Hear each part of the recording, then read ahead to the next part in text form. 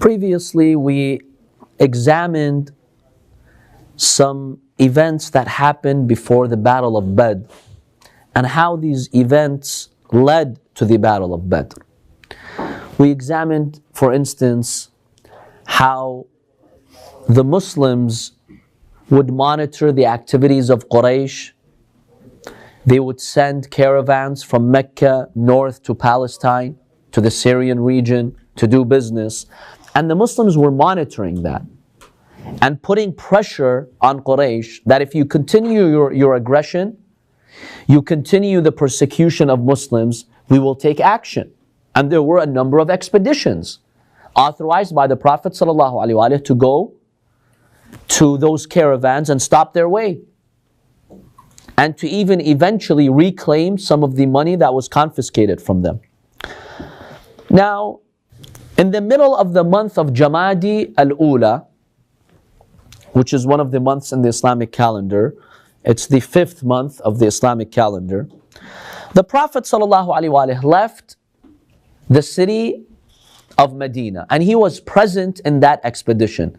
Now remember, if the Prophet, he himself is present in an expedition, what do we call that in Arabic? Ghazwa. And if he's not present, he stays in Medina, what do we call it? Sariyya. So this is called a ghazwa because the Prophet ﷺ, he himself was present. Now he gave the banner in this expedition to his uncle Hamza ibn Abdul Muttalib, and he kept in Medina as his representative a man by the name of Abu Salama ibn Abdul Asad. The Prophet told him, stay in Medina to be my representative. Notice that the Prophet, whenever he would leave, even if it's a few days, he would keep someone in Medina to represent him. That in itself tells you a lot about the future and the whole discussion on whether the Prophet left this world without a representative or not. The Prophet would leave a few days, he'd appoint a person to be his representative. Is it possible that before he passes away, he's not going to appoint who would represent him? So Abu Salama ibn Abdul Asad would represent the Prophet in Medina. Now the Prophet leaves with about 150 of his companions. They had 30 camels with them in this expedition. They go to a place called Dhat al-Ashira. And the reason why the Prophet goes there is because the caravan of Abu Sufyan was passing. Abu Sufyan, one of the leaders of Quraysh, he was in a caravan carrying the wealth of Quraysh because they would do business, trading and bartering. So he was the one leading that caravan. So the Muslims went to intercept that caravan to apply pressure on Quraysh. So they reach a place called Dhat al-Ashira. Ammar ibn Yasir narrates some interesting incidents that happened in Dhat al-Ashira.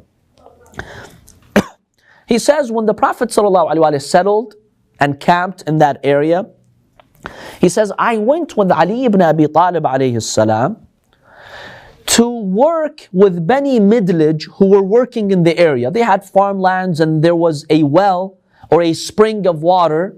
He says, we went there to do some work. We got tired, so we slept by the well. Then we realized the Prophet ﷺ was there to wake us up. He came to me and Ali ibn Abi Talib and he asked us to wake up. But this is how the Prophet ﷺ addressed Imam Ali alayhi salam. He says Ali ibn Abi Talib was sleeping on the bare ground and his cheek was on the dust. So when the Prophet ﷺ asked him to get up and he woke him up, he told him, Qum ya Aba Turab. O father of dust, get up. The Prophet gives him this honorary title. Then the Prophet ﷺ tells Imam Ali alayhi salam, should I tell you about the most wretched, miserable people? He said yes. He said the first one from the previous civilizations is the one who killed the camel of Salih. In the story of that camel with Thamud, he is a wretched person because Allah miraculously created them the she camel from the mountain, and he went and he violated the law of God and he killed the camel. And the most wretched one from this ummah is the one, O Ali, who shall strike you and kill you. And the Prophet touches the head of Imam Ali and the beard of Imam Ali, and he tells him he will stain your beard with blood. Now the Prophet ﷺ calls him Aba Turab.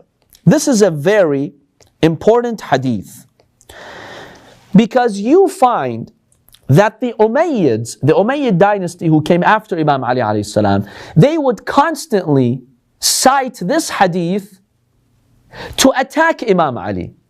They're like, yeah, see, the Prophet called him Abu Turab, the father of dust. Dust has no value, and he's the father of dust. In other words, the Prophet was humiliating Imam Ali. This was their argument in order to defame Imam Ali ibn Abi Talib alayhi salam. And then you get other fabrications in history. See, this is the story that I mentioned, which is in our seerah books, Sunni and Shia.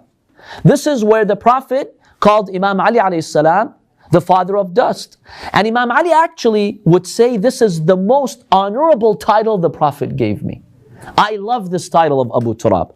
So you see fabrications surfacing after the Prophet. I'll share with you a couple. Seerah Halabiyah, one of the works on the seerah of the Prophet, states, whenever Imam Ali alayhi salam would get upset with Lady Fatima alayhi salam, he would go and put his head in dust because he was so upset with her. So the Prophet would see him doing that. The Prophet would tell him, get up, O father of dust. Qum ya Aba Turab, because he had a fight with Lady Fatima. Ibn Hisham and Al-Bidayah wa Nihaya, they narrate the following. Once Imam Ali and Lady Fatima got into an argument, they were upset at each other. Imam Ali went to the masjid and he slept in the masjid. He didn't sleep in his house that night. The Prophet realized that there's a problem between Imam Ali and Lady Fatima. So he found Imam Ali resting on the dust on the ground. He told him, get up, O father of dust. We see these fabrications to defame Imam Ali ibn Abi Talib alayhi salam. Imam Ali, he himself testifies. There is a book called Al-Manaqib by the scholar Al-Khawarizmi. He quotes Imam Ali alayhi salam stating, فَوَاللَّهِ مَا أَغْضَبْتُهَا وَلَا أَكْرَهْتُهَا عَلَىٰ أَمْرٍ وَلَا أَغْضَبَتْنِي وَلَا عَصَتْنِي أَمْرًا. Imam Ali says, I swear by Allah, never ever did I anger Fatima, and never ever did she anger me. Whose words should I take? Imam Ali or these fabrications that came afterwards? Imam Ali alayhi salam never had a dispute with Lady Fatima alayhi salam. In fact, Lady Fatima alayhi salam, in her final words to Imam Ali when she was giving him the final will, she states, Ama ma ahidtani kadhiba. Never did you see me lying in my life. Wala kha'ina. Never did I betray you. Wala khalaftuka mundhu ashartani. And you know, O Ali, never did I disobey you even once since we started living with one another. So Imam Ali is testifying they never had an argument. They never angered one another. And Lady Fatima is testifying. How can we accept such fabrications? These fabrications were made by the Umayyads for political reasons. You know why they insisted that Imam Ali angered Lady Fatima? Number one, they wanted to justify how the wives of the Prophet would anger him. Because even in Sunni works of history, some of the wives of the Prophet would anger the Prophet. Now we Shia say, look, if they're angering the Prophet, how can they be our role models and leaders? Why should I take my religion from someone who's angering the Prophet? They're like, oh yeah, you follow Imam Ali, well Lady Fatima would anger him too. So it's not a big deal if the wives of the Prophet angered him like Aisha and Hafsa, and the Quran condemns them in Surah Al-Tahrim. Fatima did the same thing. So we have similar belief systems. See, it was politically motivated to justify for the wives of the Prophet. Number two, and this is the fundamental point. Bukhari narrates that the Prophet says Allah is pleased with the pleasure of Fatima and angered for the anger of Lady Fatima. We use this hadith against who? The first two. Umar and Abu Bakr. Because we say Lady Fatima died and she was excessively angry at them. Bukhari narrates, ماتت فاطمة وهي واجدة على أبي بكر وعمر. Fatima died and she was angry at Umar and Abu Bakr. And we say, well, if Fatima is angered, from two people, from anyone, then the Prophet is angered. If the Prophet is angered, Allah is angered. Now, if Allah is angered with someone, imagine their fate. In order to kind of undermine this whole idea here, they're like, you know what? Imam Ali also angered Lady Fatima. Are you going to condemn him too? Why are you condemning the first two caliphs and not Imam Ali, when Imam Ali also would get into fights with Fatima? See, in order to disqualify this approach that we have, they accused Imam Ali of angering her. It was politically motivated.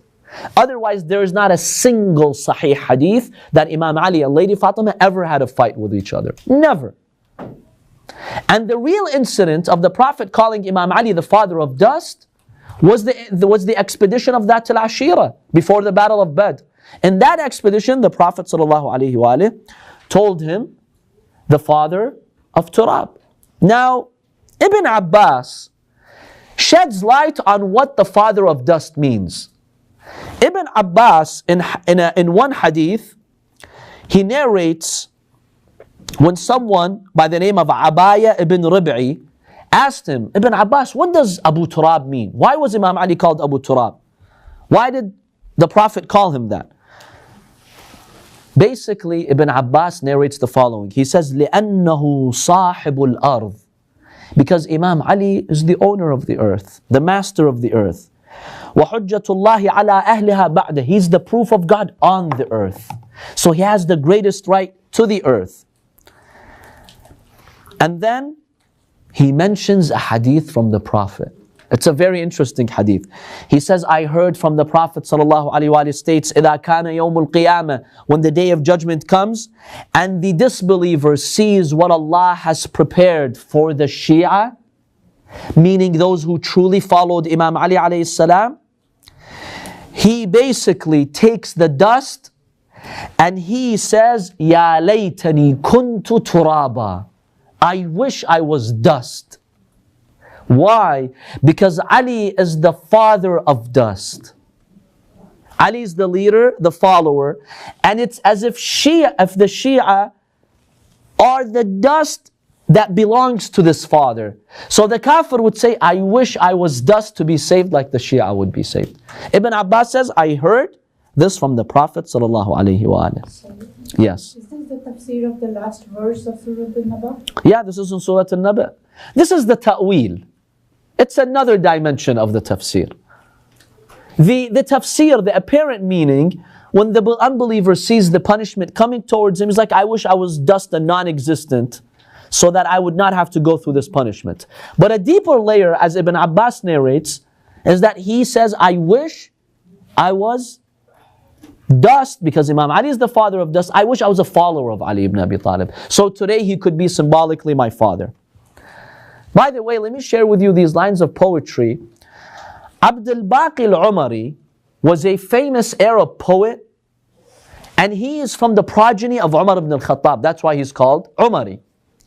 He has beautiful lines of poetry in Arabic in which he talks about the title Abu Turab. I'd like to share it with you. He's now describing the qualities of Imam Ali. صِهْرُهُ وَابْنُ عَمِّهِ وَأَخُوهُ, he's the son-in-law of the Prophet, the cousin and the brother.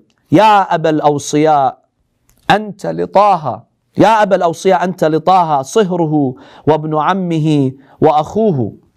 He's saying you have these positions when it comes to the Prophet sallallahu alaihi wa alihi.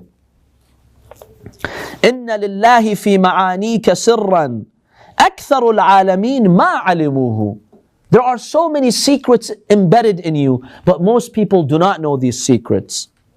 أنت ثاني الآباء في منتهى الدور وآباؤه تعد بنوه.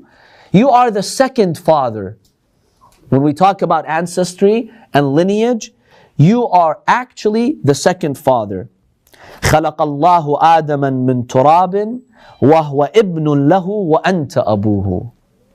He says Allah has created Adam from dust, so Adam is the son of the dust and you are his father, because the Prophet called you the father of dust. This is a Sunni man from the line of Umar ibn al-Khattab praising Imam Ali ibn Abi Talib in such a beautiful way. And finally, another reason why Imam Ali was called the father of dust, because of his excessive sujood and worship on the dust. When he would do sujood to Allah, the Imam did not pray on a fancy carpet. The Imam ﷺ would put his forehead on the dust on the ground. And because of that, he was called Abu Turab. Did you have something to say? Yes. So if this happened, the actual hadith where Rasulullah gave him the laqab before the Battle of Badr, and that means that this happened even before his marriage to Lady Fatima, right? Yes. This incident that happened before the Battle of Badr was before Imam Ali was married to Lady Fatima. So the Prophet gave him that title even before they were married, which is even proof that this has nothing to do with the marital disputes. Absolutely. We also have, this might be a stretch, but do we have proof of anybody referring to him by that title before marriage? No, you mean before the marriage? Well, Ammar ibn Yasir, he's narrating that. He says, before the Battle of Badr, when the Prophet gave him that title, Imam Ali was known by that title. Ammar ibn Yasir is actually witnessing. The Umayyads came later and they wanted to defame Imam Ali, so they twisted the meaning of Abu Turab into a negative meaning.